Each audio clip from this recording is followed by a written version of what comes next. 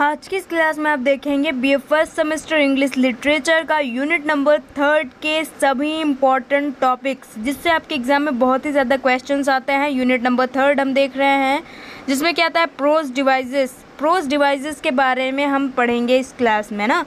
सबसे पहला आता है थीम। प्रोज डिवाइसेस की पहला जो है वो है थीम। थीम में क्या होता है? सेंट्रल आइडिया के बारे में होता है। थीम का मतलब विषय क्या है।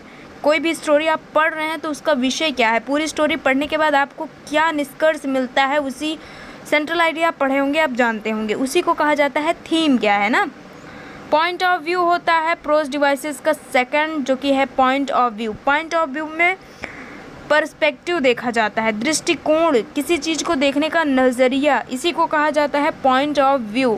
थर्ड आता है इमेजरी, यानी वर्ड पिक्चर, विजुअल आउटर। जैसे आप कोई स्टोरी पढ़ रहे हैं तो आप क्या कल्पना कर रहे हैं, वही होता है इमेजरी। फिर आता है टोन एंड मूड, जो कि राइटर का एटीट्यूड क्या है और रीडर की फीलिंग क्या है ये बताता है। यानी आप जब किसी चीज़ को पढ़ रहे हैं तो आपका मूड कैसा हो रहा है, आप खुश हो रहे हैं, दुखी हो रहे हैं, यही होता है मूड और टोन। फिर आता है एंथेसिस, यानी contrast. Man purposes, God disposes.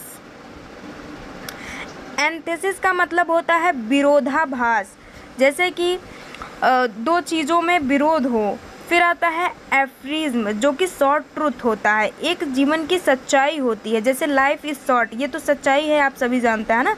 फिर आता है डिक्टेशन, क्या होता है? चॉइस ऑफ वर्ड की राइटर ने अपनी बात को एक्सप्रेस करने के लिए कौन से वर्ड को चूज़ किया है, यही होता है डिक्टेशन। ये था आपका यूनिट नंबर 3 जिसमें कि हमने सभी टॉपिक्स को कवर किए हैं। इन्हीं से आपके एग्जाम में शॉर्ट क्वेश्चन बहुत ज़्यादा बनते हैं, जैसे पूछ लिया जाएगा what is theme, what is mood and tone. तो सभी डिफिनेशंस जाके प्लेलिस्ट में तुरंत चेक कीजिए।